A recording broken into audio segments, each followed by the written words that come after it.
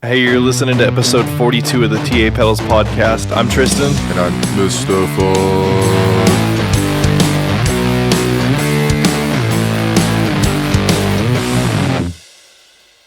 I like that a lot. It's a good Linkin Park reference. Yeah. I'm sure I've said this several times, but they're the whole reason I really like music. Before Linkin Park, I hated music. And then they came along, and I was like, oh, I didn't know music could sound like that. And now I love it. Yeah, I'm sure like what you grew up on had to do with like country and like pop hits and stuff like that, and like maybe old time rock and roll. But like like the stuff that was created for your time, you probably hadn't heard that yet. Yeah, when I was growing up, and the few times I can remember my parents listening to music in the car, it was like 90s and early 2000s country, because it was the early 2000s. Yeah. And then like whatever pop was big back then, and a lot of it was like it was weird stuff. Like Britney Spears and NSYNC was still on the radio, and like Destiny's Child and stuff like that. And I remember going to spend the night with my cousin, and he had a poster on his wall of Linkin Park's the album cover for Hybrid Theory. And that was the first time I had ever been exposed to Linkin Park, and I actually still hadn't heard them, but I remember that really, really vividly. And then I actually heard Linkin Park and was like, oh, I get it now. Like, it's not just like stuff that's on the radio that's out there. There's a lot more music out there that doesn't get the kind of exposure that mainstream radio songs get. Yeah, and I mean by then Linkin Park was probably pretty big as far as like like we didn't really have like a dedicated rock and roll station back then. If you were talking about like 2000, like I moved here in 2002, and the only like actual rock and roll station that was here was like classic rock and stuff like that. So They just played like Scorpions and AC/DC and stuff. Yeah, just like the older hits and stuff like that. But yeah, like the newer stuff that I was listening to in California, it didn't play here on the radio. So that was a weird kind of thing. Transitioning from there and then having to like listen to all my music on CDs because the radio didn't play what I was listening to.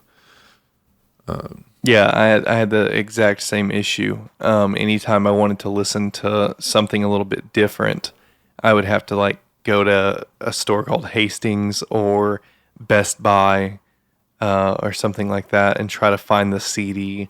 And what I would do is I'd take all the CDs that I bought and I would rip them onto my computer through iTunes. And then I had an iPod Classic that was like 500 gigs or something like that. And I had all my music on there.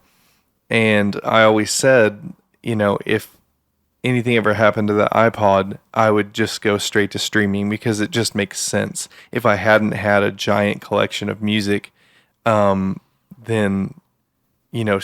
streaming would have been the way to go. But I had amassed this collection of music that was still kind of hard to find at the time. And unfortunately, when Sydney and I moved to Oklahoma City, it was like the first couple months that we lived there, and someone broke into my car and stole my iPod. And I was like, well, time to go to Spotify. Yeah.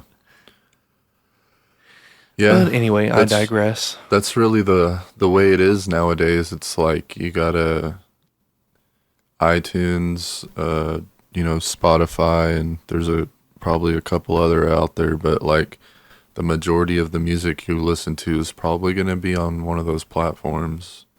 Mm-hmm. Yeah. For sure. And one more note from me before we move on. There have been several times where you and I are at work and they have, the radio playing in the kitchen, just whatever radio station it is, and bands like Asking Alexandria and Beartooth and Yeah. Papa Roach and Bring Me the Horizon will come on. Yeah. And it absolutely blows my mind. Well, yeah, 'Cause, because like, we have a dedicated station for that now. It's been what I would say like going on like 5 years now that we got it's a 94.1 and it's like dedicated to specifically that style of music. yeah, and I remember listening to all these bands growing up, like, and being in high school and being made fun of for liking those things. Yeah. And now it's like, Beartooth is signed. I don't know if they still are, but they were signed to Red Bull, and they were like their songs were playing, at like motocross rallies. And Asking Alexandria had a song that played during the Super Bowl, and I was like, what's happening? This is so weird, because I remember not too long ago being like made fun of a lot for being into those bands and that style. Yeah, And but also you grew up in a it's in a wild.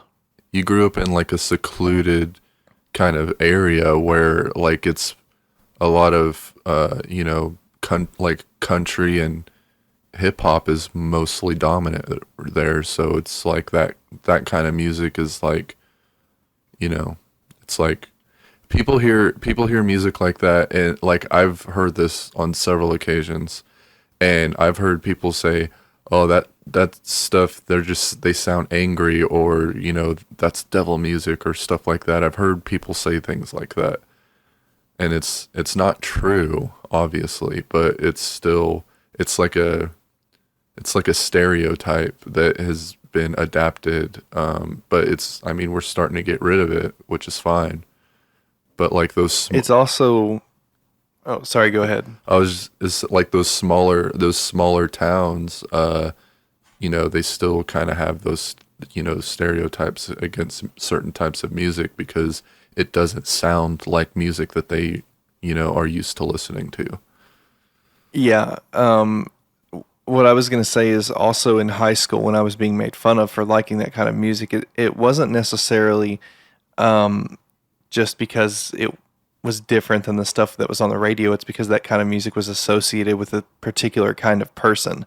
And normally that kind of person was like, like shy, not outgoing, artistic, the people who are easy to make fun of and pick on by, people who are involved in, the football program, which is a huge part of the town that I grew up in. The whole high school essentially is centered around how well the football team is doing. And we've always done really great with that. Like we've, taken state a few times and whatever. But it's those kids who are in the football or on the football team or cheerleaders or whatever, just like most schools, they were put up on a pedestal. And so they felt superior and they picked on the kids who were into that kind of music. And it wasn't because they were into that kind of music necessarily, but it was just like another thing that they could, I guess, pick at you for. How you look, what you like, anything like that was, I guess, like a spot that they tried to Buffer get out. at you. Yeah, they tried to pick on you for whatever they could, and that was just like another thing. And then I guess one more point is, growing up, my dad didn't understand why I like that kind of music either. My mom did a little bit more, but she still, thought it was a little different until she really started like listening to it with me and, being more accepting of it. But my dad would always say it sounds like devil music too. He was one of those people.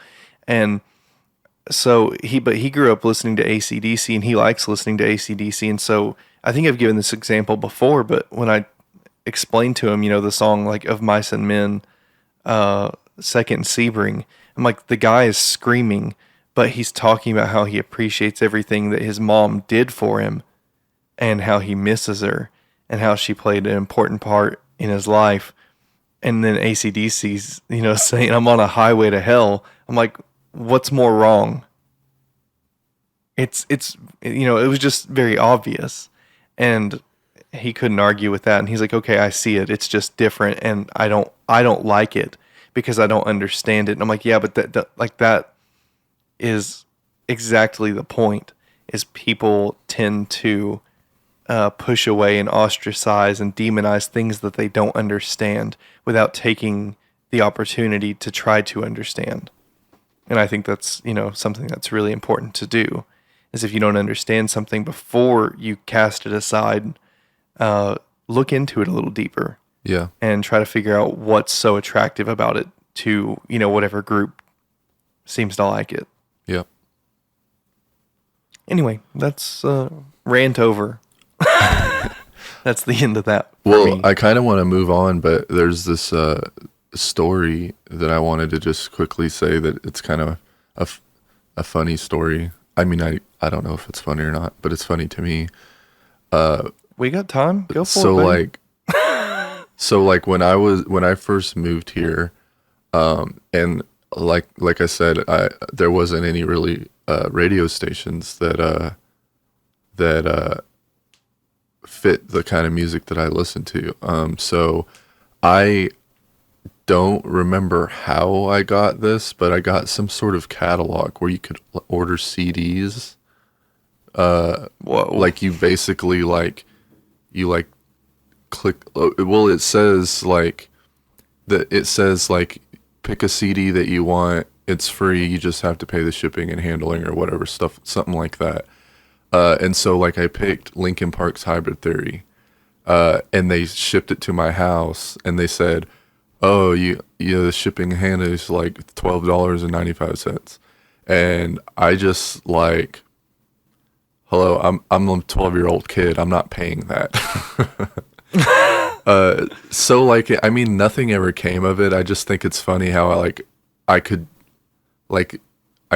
just pick a CD that I want and they send it to me, and then they're just expecting me to pay something afterwards. I'm a child. I didn't give you my social security number or anything like that. You have no way of getting that money from me. So it was. Yeah, I'm sure that is why you don't get anything before paying nowadays.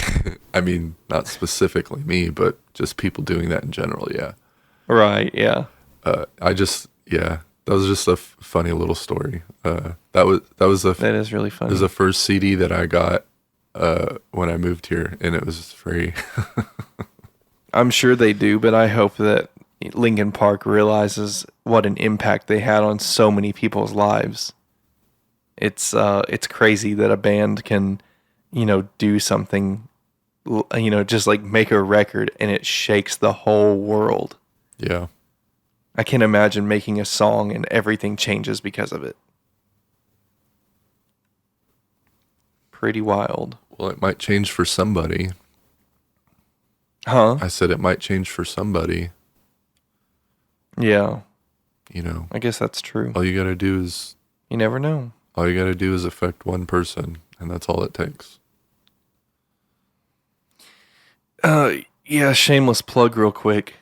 I have a song called Spending Time, and it's up to 66,341 streams, and it's getting radio play a little bit now. And so if you're curious what kind of music that I make, or actually, well, I guess I'm about to shake it up, but if you want to check that song out, that would be really cool. If you're listening to this podcast, just search for, my name, Tristan Alexander, and Spending Time, wherever. It's everywhere, and you'll be able to find it.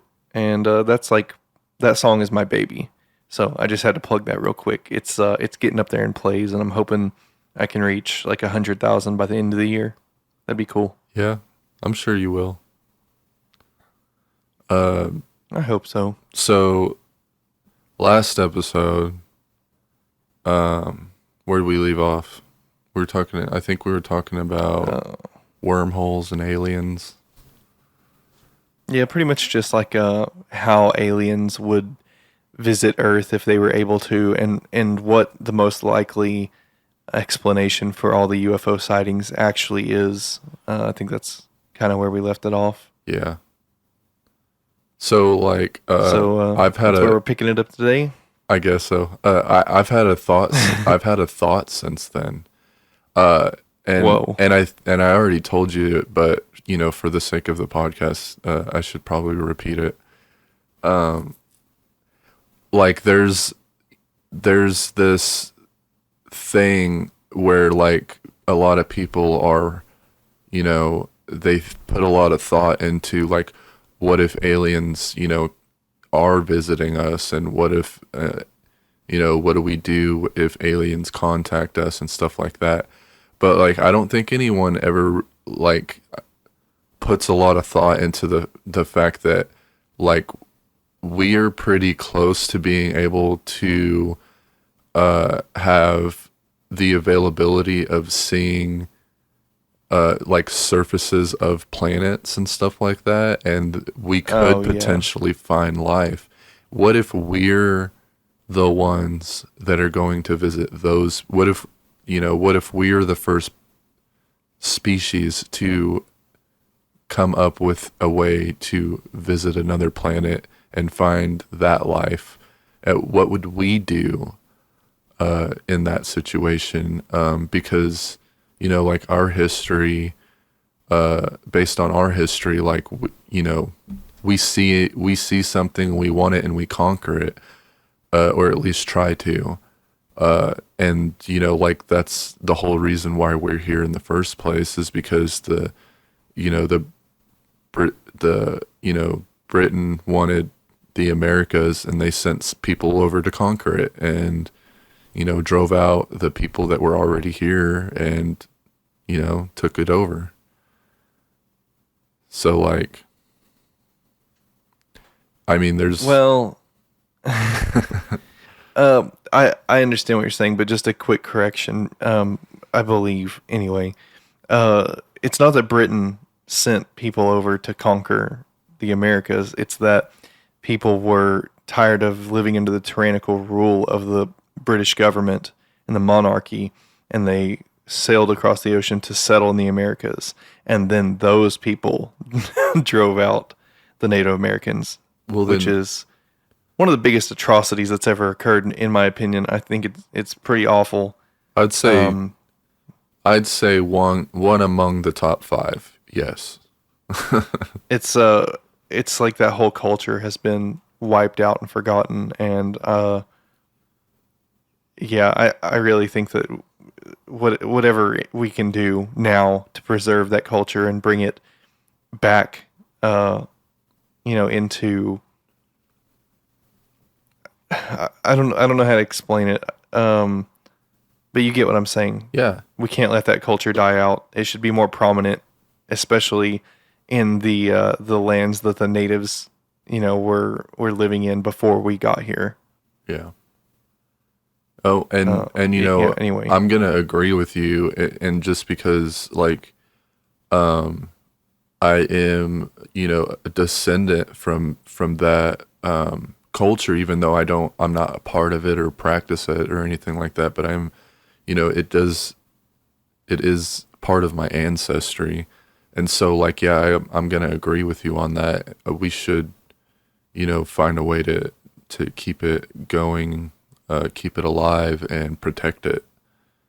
yeah, I think my dad's grandma was like 100% Native American. I'm not sure which tribe, but or maybe it was his great grandma. That's right. Yeah. And so I think I'm trying to remember. Based on that, I believe that I'm about 16% Native American, and I mean, so it's not most of my lineage, but it's definitely part of it, and I know absolutely nothing about it, Yeah. and I really don't like that. It bothers me.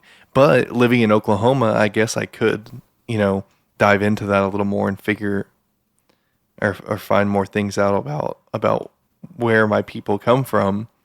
and not only the Native American side, but I think researching ancestry is pretty interesting in general. So maybe that's something I could do, and maybe it'll help me do my part to preserve the culture. Yeah.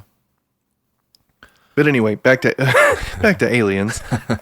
Yeah, that is a really interesting thought, and yeah, our species as it stands right now is pretty pretty set on conquering things and harvesting resources and things like that. And so I think that you're right on the money, that we would be seeking to, or maybe not immediately, maybe not the person who's actually leading the exploration or whatever, or funding the research, but there would be someone who would come along, who would be interested in taking whatever that planet or society or whatever had to offer, in order to use it for furthering their own group or civilization or personal wants, because that's just unfortunately part of human nature. Yeah.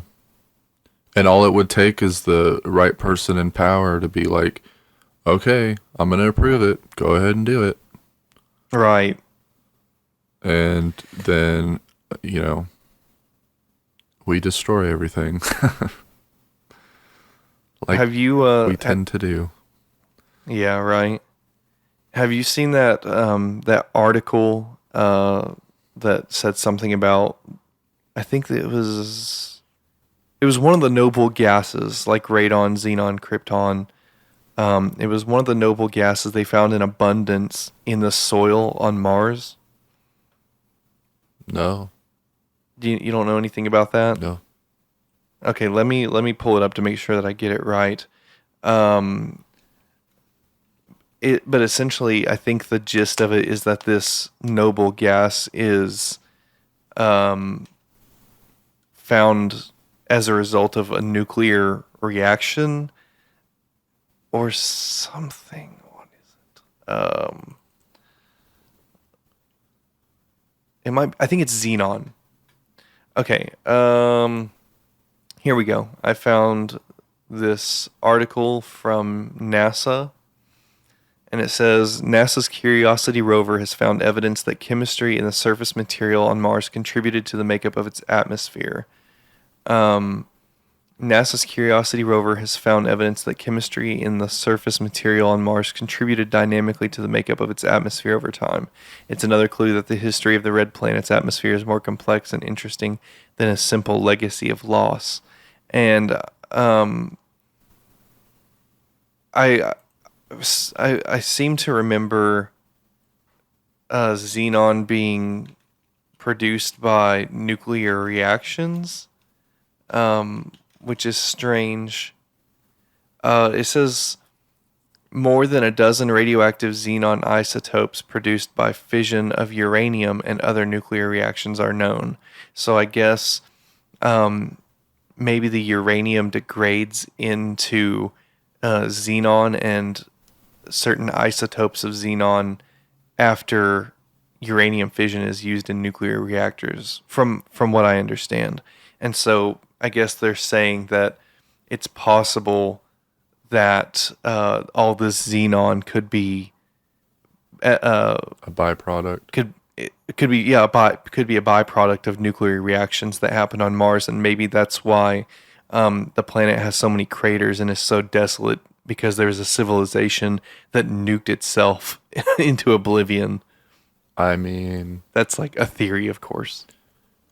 they are pretty, like, that is one of the main things, one of the main reasons why they want to put people on Mars is to start excavating and find out what's under the surface of Mars and see if they can find any signs of life, whether it be ancient or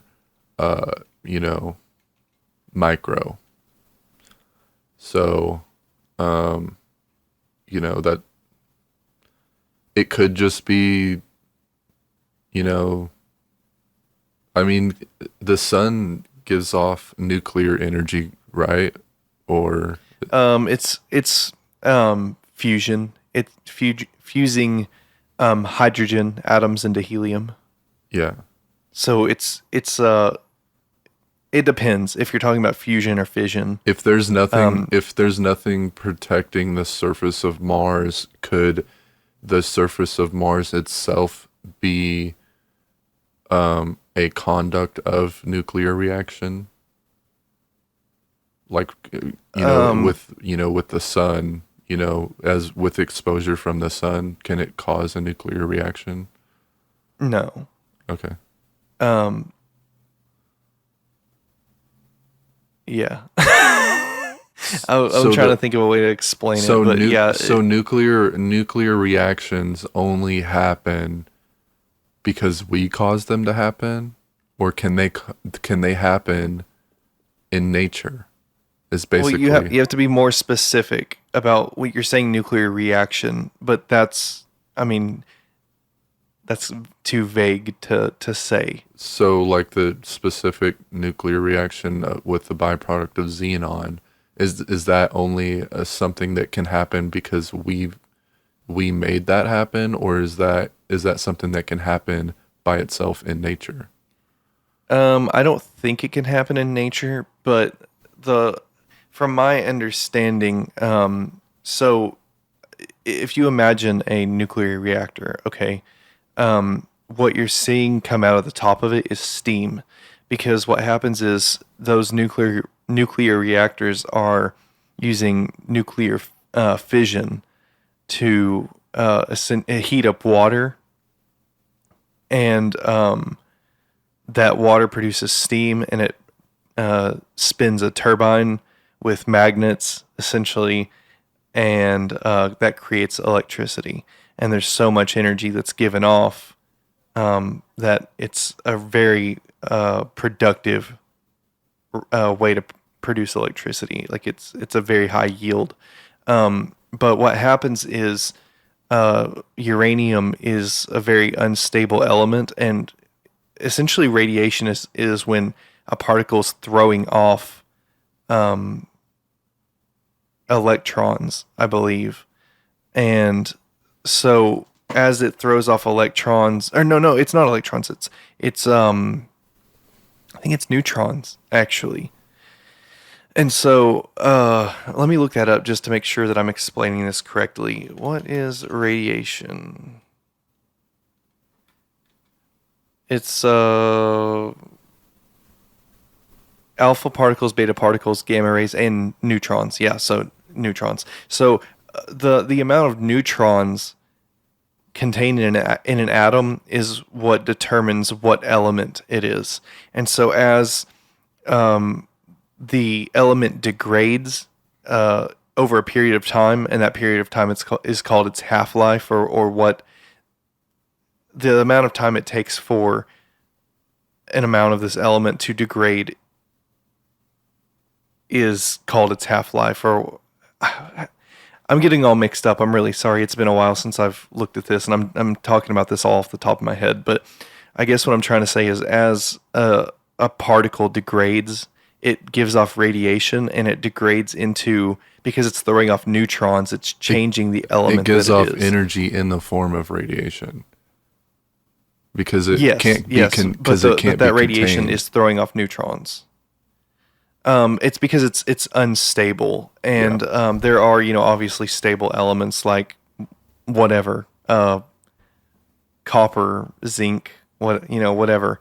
But some elements are very unstable, like uranium and plutonium, and because of their unstable nature, it makes them very reactive. And as they throw off neutrons, they become different elements, and eventually, like uranium, I believe, degrades into lead. That's when it becomes stable. And so the fact that they're finding xenon means that there could have been reactions of unstable elements like uranium or plutonium that have degraded over time and become xenon, because xenon is, I think, a pretty rare element otherwise. And so because they're finding these higher concentrations of this rare element, it kind of signifies that one possible explanation could be that uranium or whatever has degraded. Okay. Does that make sense? Yeah. It makes perfect sense. But there could Okay, be cool. any number of theories of how that happened. Yeah, but what we know about, chemical science and things like that, chemistry, it's there's only so many things that could happen. Yeah. I mean, it could be all naturally occurring. We don't know. But it just based on what we know about how rare those elements are on Earth, which this doesn't make a whole lot of sense. I think that it's just kind of assumed that because it's such an odd amount of xenon or whatever, that there is a possibility that there was an some sort of intervention that produced that amount of that element. Yeah. Maybe But so like oh, sorry, go ahead. so to tie that into like what we've talked about before, with the possibility of us having an ancient civilization here on Earth.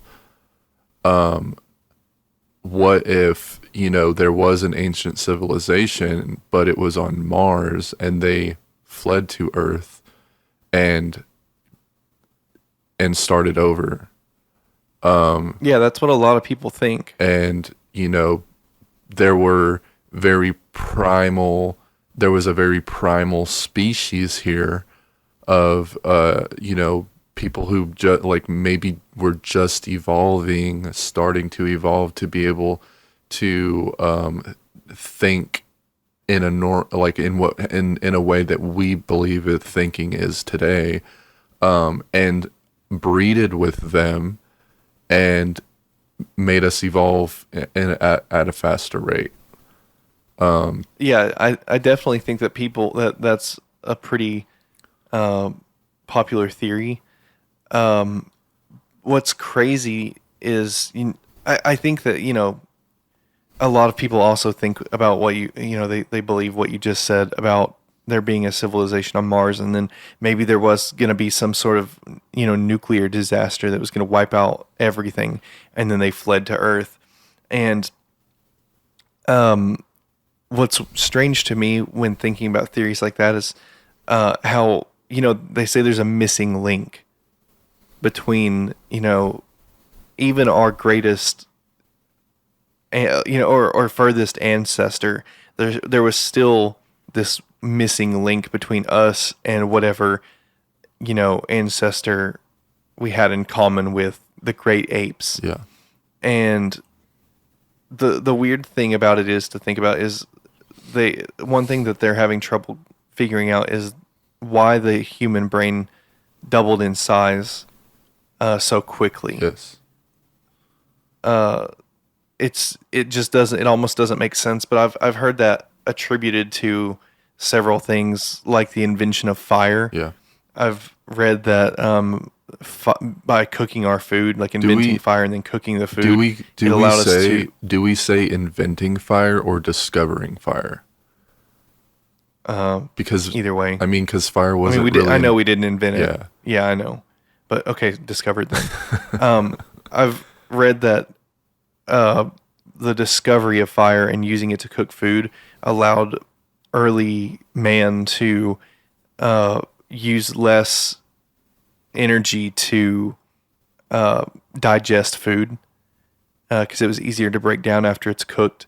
And that energy instead was used up by the brain to, develop skills like problem solving and using tools instead of digestion. And so that's one thing that I've heard, but I don't know what the leading theory is at the moment. I don't remember the name of the movie, but there is a movie out there that kind of hints on that theory of like there was a civilization on Earth and they Mars, and the world was coming to an end and they escaped to Earth and populated it, and migrated in with the species that was already there, and became what we are today.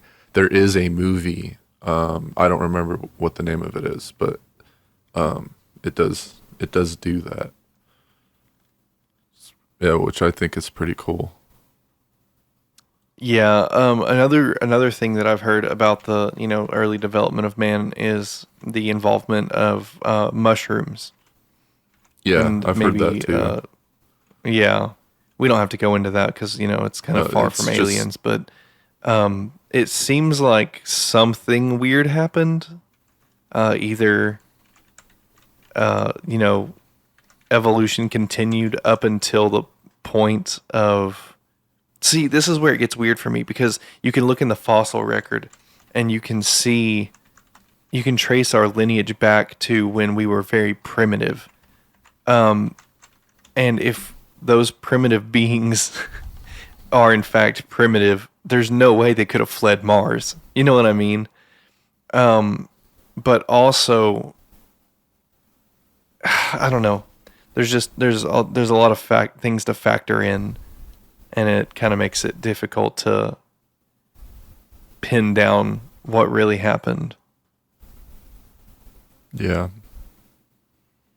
It's the discovering new things in the future is the only way to figure out what happened in the past. Yeah, some things I really don't think that we'll ever know. I think that the Earth is so good at reclaiming the past that things uh, it makes things unknowable because everything eventually degrades. Like sometimes they'll find old pottery, and they'll find old, like stone tools and stuff, and those things have only been around, 6,000 years old, 10,000 years old, 12,000 years old. If there was some ancient civilization and they had something that was made out of metal or whatever, they had something more advanced and it was buried deep in the earth, I I tend to think that those objects, if they were, say it was 100,000 years ago, we'll probably never find anything intact just because it's been eroded and broken down by the earth to a point where it's unrecognizable. So I kind of lean towards the fact that we'll never know for about some things for sure. Yeah. I think we'll only be able to go back so far. Yeah, because like there's, you know, the Earth is a renewal a renewal device, and you know it renews itself periodically, and that's just how it is. Yeah, it's really strange to think that, everything that we have, uh, everything that we've built over the last, 500-600 years, we think of it as so great and immovable, and it could be wiped out so fast and then buried within the earth. And if a new civilization ever came along, they may never know that we were even here.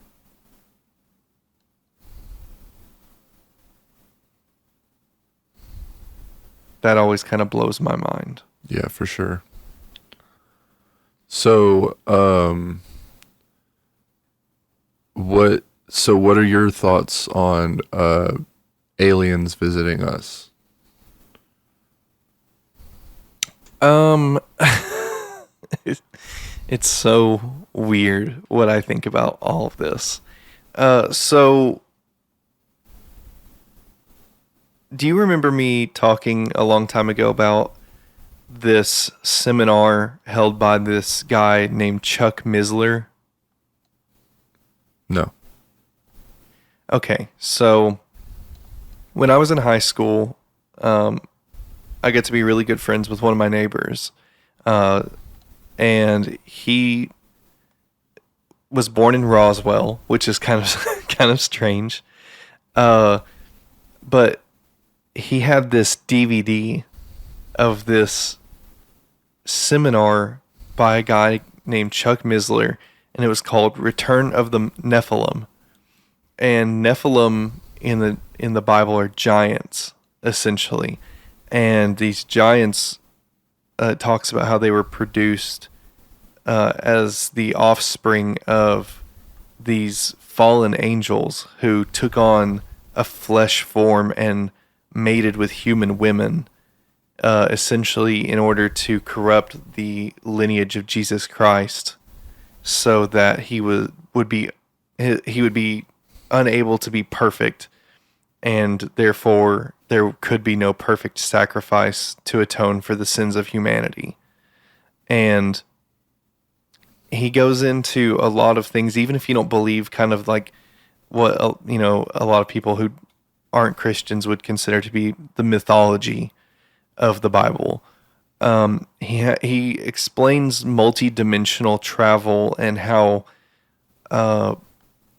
if there were beings that crossed over from a higher dimension or could partially intersect our dimension, how we wouldn't really be able to visually grasp what we were seeing, and how they would probably not be bound to the same laws of physics that we would be bound to. And I guess to make a long story short, without going into everything that he talks about, I kind of think that when we see UFOs and ghosts and spirits and things like that, I think we're seeing beings from, or maybe even technology, from a higher dimension, and we aren't fully able to grasp what they're capable of or what they look like, because we only have the ability to observe what's in 3 dimensions, and we only have an understanding of how objects move in 3-dimensional space, and how physics interacts with that 3-dimensional space, with mass and whatever else, gravity. So I guess I think that we're seeing beings and technology intersecting our 3-dimensional space, if they're real.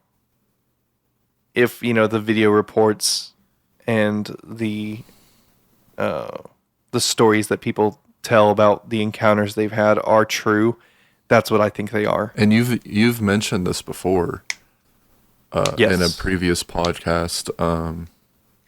And I went into so much detail on that one. Yeah. And I do think that is a very interesting, because it does fit, you know what I mean? Like it does, it makes the most logical sense. And there's not like, while it is hard to believe, it is definitely a possibility.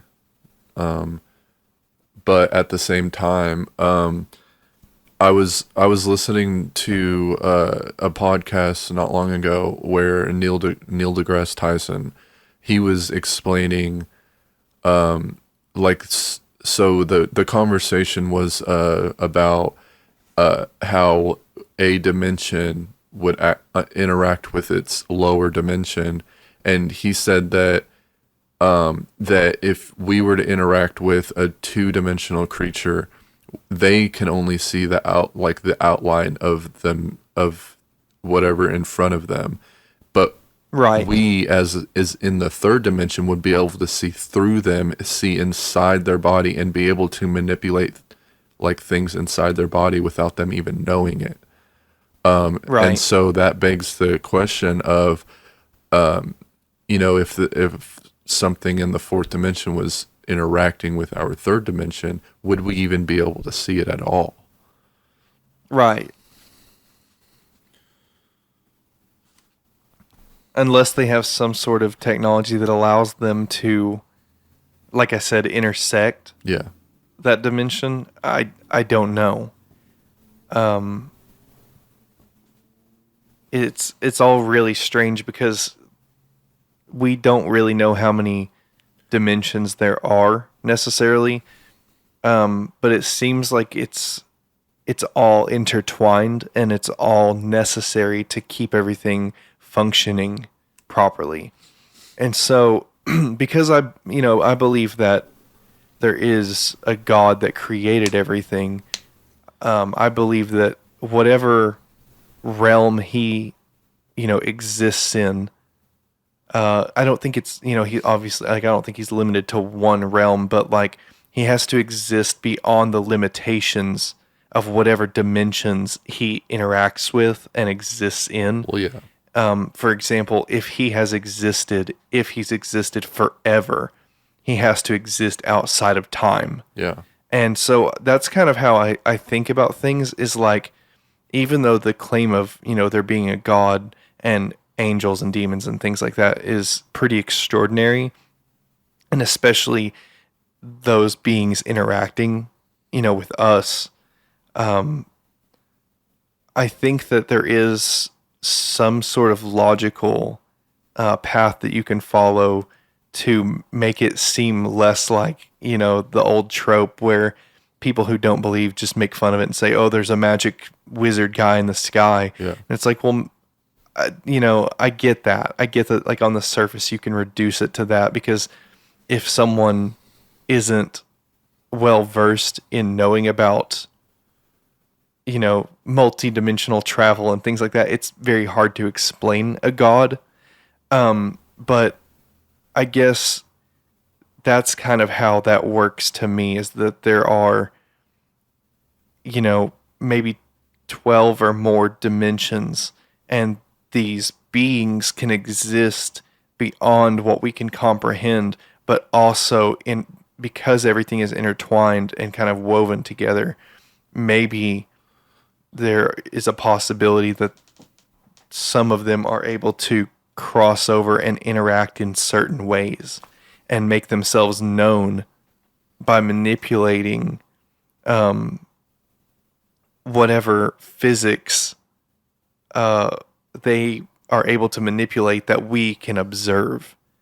And so that's kind of been all, my way of explaining, like, the whole alien thing for as long as I can remember, because it just makes the most sense to me, is that there's something beyond what we understand that is intersecting and is able to manipulate our environment, because they are so much more capable than we are. And maybe they've been doing it. When we see those things, we don't completely understand what they're doing. Maybe they've been doing it this whole time. We just now have the capability of being able to monitor it. Yeah, that's kind of what I think. And so because we have more technology and we're starting to, really dig into what makes up the fabric of the universe, I think that we're kind of paying more attention to it and starting to actually see that there might be something there. Maybe not, but there could be. I mean, there could be something there, not necessarily what any one particular person thinks is there. Right. But it could be something. Yeah. And I'm hoping, eventually there will be a definitive answer about aliens and extra dimensional beings, and that's go ahead. Go ahead. Sorry. You go ahead. You were in just the to middle. finish my thought. I was just going to say, well, a lot of people think that that's what's happening when you take mushrooms or psychedelics, is that you are putting your mind, your consciousness in a certain state that can access those higher dimensions, and that's why a lot of people report talking to these, like, elves and gnomes, and that's why they see all the geometric patterns and things, is because you are allowing your mind to access these higher dimensions, and for a brief amount of time you are able to a certain extent interact with those beings. Yeah. Makes me want to try it, honestly. It kind of makes me want to try it too, but I've kind of committed myself to staying sober my entire life, which I know might seem kind of boring to a lot of people, but my curiosity is very piqued. Just to know that you're either this substance can create an entire world in your mind where you interact with these beings and they impart this wisdom upon you, or there actually are beings in another dimension and you can go see them. Yeah. Either one of those possibilities absolutely blows my mind. I really would like to try that, because if I do have that chance of interacting, I have so many questions. I feel like the average person that is reporting a situation like that isn't asking questions. You know what I mean? Like they're just there, and they're like, wow, I can't believe this is happening. And like a kid in a candy store almost. Whereas I feel like if I was in that situation, I would immediately know what was happening and I would start asking questions. If I could. I mean, there could be a language barrier. Who knows? Yeah, a lot of people report that it seems to be like a telepathic communication, and that you are pretty much at the mercy of these beings, and they are going to look inside your deepest, darkest thoughts and secrets and feelings, and they're going to point out what you need to fix and what your issues are, and they're going to really drive it home. That's really great. That's what I've heard. That's really great. Yeah, that sounds like I've heard that it's pretty humbling. That sounds like a great experience. I bet it's great in one way, but terrifying in the other. So it's probably pretty scary. I wanted to build upon the thing that you were talking about earlier, and how like how God could be, like if there's a God, and he's like, he would have to be in a higher dimension than ours in order to have done the things that he's done. And that, like, the Bible actually, like, does, support that a little bit, because, if it I don't know, the specifics of it, but there is, like, from what I understand, there's a point in the Bible where it talks about how if you heard the voice of God, you wouldn't be able to comprehend it, or something like that. Yeah, I'm pretty sure it talks about, there are several parts where it talks about God and his voice and what he looks like and things like that.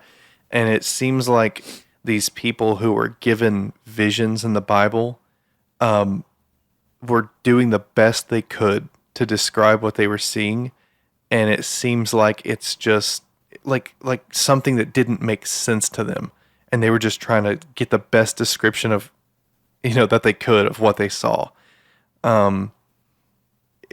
It's pretty crazy, to be honest, because I've never thought about what you just said. I think you're probably right. Yeah. Have you ever? Oh, go ahead. No, I wasn't gonna say anything. I was just Oh, okay. having a thought. Have you ever looked at the book of Ezekiel in the Bible? I'm just gonna let you know right now, I haven't read much of anything out of the Bible. Okay. I only like the stuff that I know about the Bible is what has been read to me, and I don't know where it came from. Okay, gotcha. Well, if you don't mind, I'd like to read you part of it's just the beginning of the book of Ezekiel, and then get your thoughts on it, because it's... Yeah, go ahead. It'll make sense once I read it. You'll be like, oh, okay, I see what you think about that. Okay, this is Ezekiel 1, just reading the New International Version because it's easier. It says, in my 13th year, in the 4th month, on the 5th day, while I was among the exiles by the Kabar River, the heavens were opened, and I saw visions of God. On the 5th month, or the 5th of the month. It was the 5th year of the exile of King Jehoiachin. I swear the names are crazy in the Bible. The word of the Lord came to Ezekiel the priest, the son of Buzi, by the Kabar River in the land of the Babylonians. There the hand of the Lord was on him. And this is where it gets crazy. It says, I looked and I saw a windstorm coming out of the north, an immense cloud with flashing lightning and surrounded by brilliant light. The center of the fire looked like glowing metal, and in the fire was what looked like 4 living creatures. In appearance, their form was human, but each of them had 4 faces and 4 wings. Their legs were straight, their feet were like those of a calf and gleamed like burnished bronze. Under their wings, on their 4 sides, they had human hands. All 4 of them had faces and wings, and the wings of one touched the wings of another. Each one went straight ahead, they did not turn as they moved. Their faces looked like this.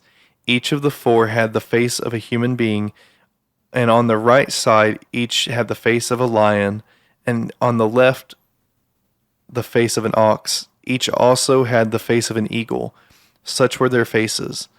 They had 2 wings spreading out upward, each wing touching that of the creature on either side, and each had 2 other wings covering its body. Each one went straight ahead. Wherever the spirit would go, they would go, without turning as they went. The appearance of the living creatures was like burning coals of fire or like torches. Fire moved back and forth among the creatures. It was bright and lightning flashed out of it. The creatures sped back and forth like flashes of lightning. As I looked at the living creatures, I saw a wheel on the ground beside each creature with its 4 faces. This was the appearance and structure of the wheels. They sparkled like topaz, and all 4 looked alike. Each appeared to be made like a wheel intersecting a wheel. As they moved, they would go in any one of the 4 directions the creatures faced. The wheels did not change direction as the creatures went. Their rims were high and awesome, and all 4 rims were full of eyes all around. When the living creatures moved, the wheels beside them moved, and when the living creatures rose from the ground, the wheels also rose. Wherever the spirit would go, they would go, and the wheels would rise along with them, because the spirit of the living creatures was in the wheels. I'm going to stop right there. Thank you. Because I think you get the point. Thank you for stopping. Well, I feel like I needed to get to some important points there. But do you, like, what does that sound like? I don't even know. I can't even, I wasn't,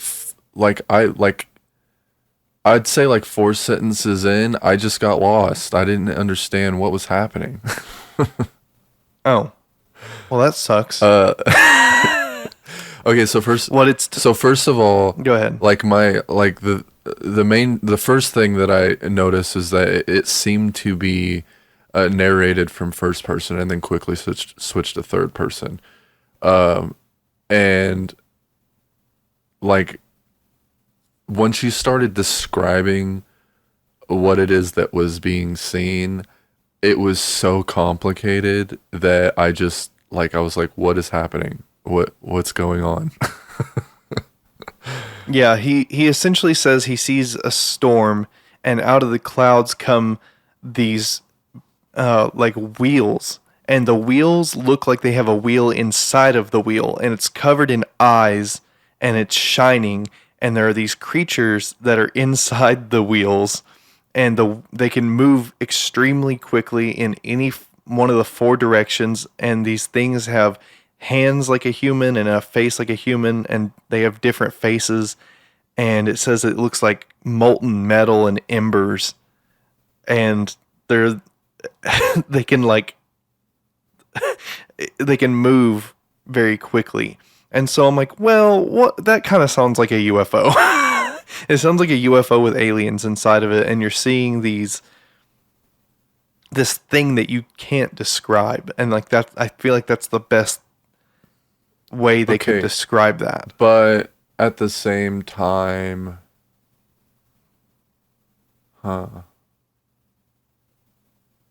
it's really hard to decipher that, you know what I mean? Like it's like it could be just it could be describing four tornadoes. For all we know. A tornado with eyes I mean, if you're, and creatures I mean, and with feet and faces. why would it? So hold on. The most confusing part to me is whenever you were describing like all the different faces, and I was like, where are Uh-huh. these faces at? Like, Yeah. is there a It's face? on each side of the head. So there's three different faces or four different faces, Four different faces. and even though you're looking at it straight on, you're able to see all four of those faces. I guess so. Or maybe in the vision, he was able to see like them turn But he did. because it says I thought he said that they moved in a direction without turning.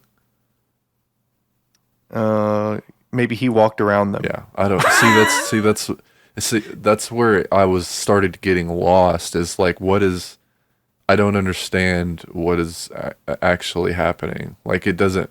Yeah, he's just saying that he saw these things. It doesn't really say how, but Yeah, it's just wild because, a lot of people who believe, that in Christianity haven't read some of the stuff that's in the Bible, and there are things like that in the Bible, and it's like, okay, what does that mean though?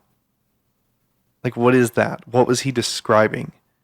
And I think it brings a lot of really good mysteries up that you can investigate to a certain extent and really think about what's going on there. so four wheels intersecting each other with eyeballs. Maybe, you know what Yeah. I think? I think that What? he was probably hungry and dehydrated, and there was some, like, he got a drink out of the whatever river he was at, or stream, or whatever he was at, and maybe there was something up that stream that was like got poured into the water, and he started hallucinating. Who knows? That's what I think. Yeah. 'Cause how do you make sense out of something that doesn't make sense? I don't know what you mean. Exactly. It doesn't make sense. How do you? I mean, It doesn't make sense. How do you make sense out of it? I hear what you're saying. Um, I just don't completely agree because to me, what he's describing is, it's not, I can't say it makes sense necessarily, but I understand what he's describing. I can imagine it. And even though it's like beyond comprehension, it gives you an idea of what he is saying he saw. And I think that's the point, is that you can make sense out of it to a certain extent, but you also know that what he's describing isn't completely accurate because he's seeing something beyond what he understands. Exactly. That's his attempt of trying to make sense out of something that doesn't make sense. Yeah. What is the, so like he had this vision, presumably, that came from God. What was the purpose of the vision? What was it trying to tell him? Or what is his Well, I can't tell you because you won't let me read anymore. Well, I never said you couldn't read anymore. I was just very happy that you stopped that specific part. Oh, But you can gotcha. paraphrase, what his Well, interpretation. to be honest, I don't really know. Oh, okay. Let's see. Let's go forward. Creating things on the fly. I wonder if anyone's ever done this. I don't know. Like actually. read like this specific part of the Bible and interpret it in this in a way to where it kind of fits the idea of aliens.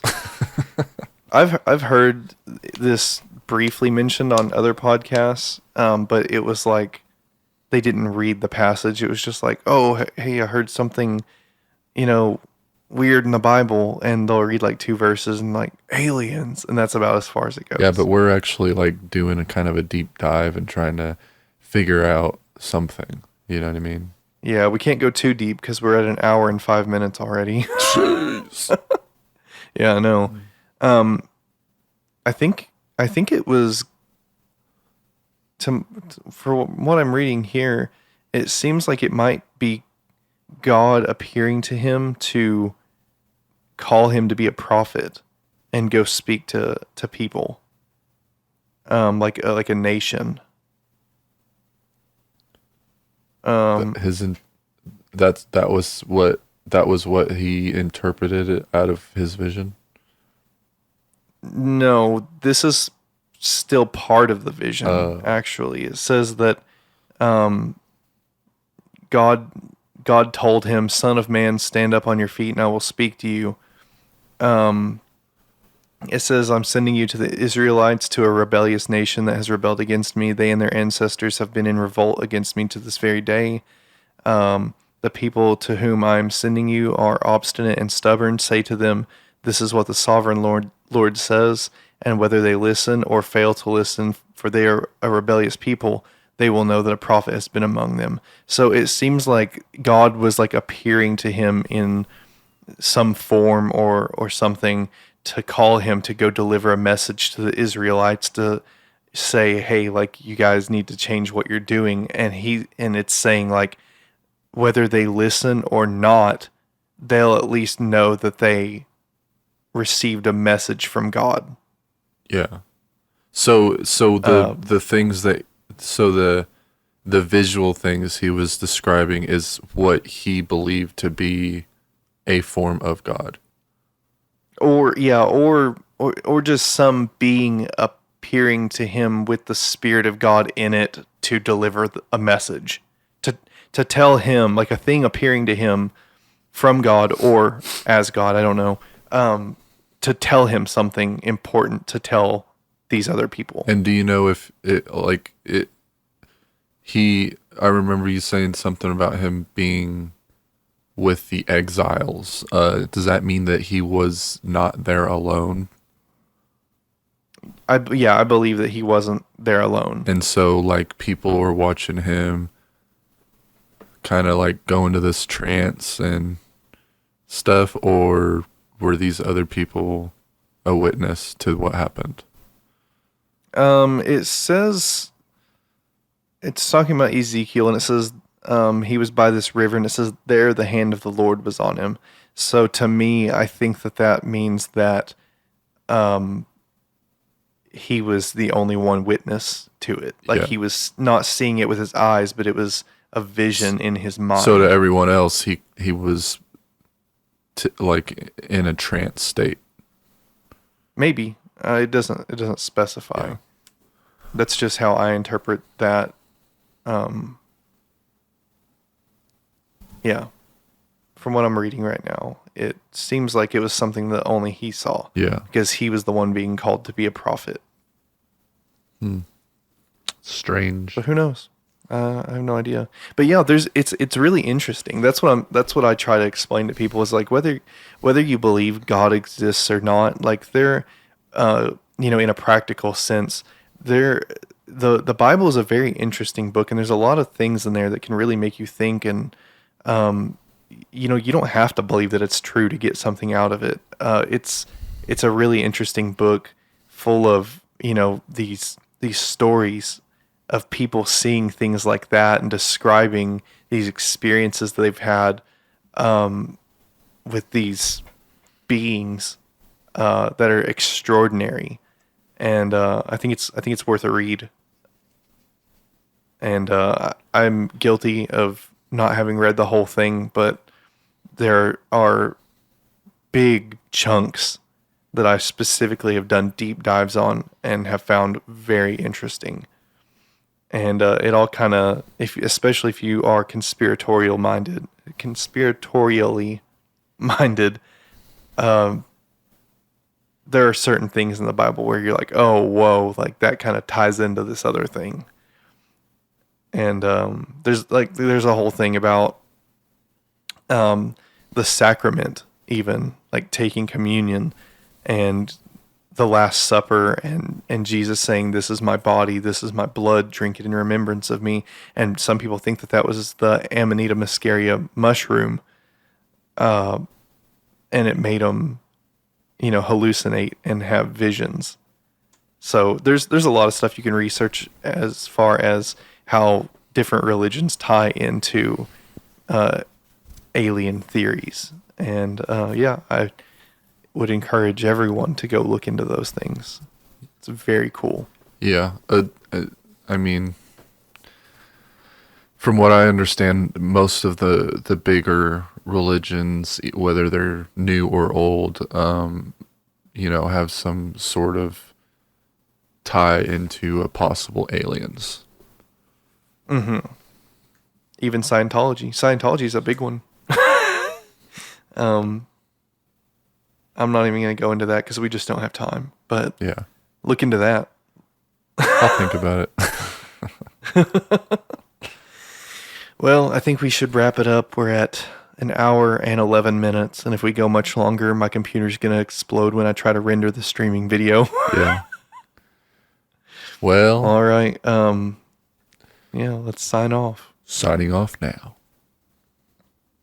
Bye. Bye.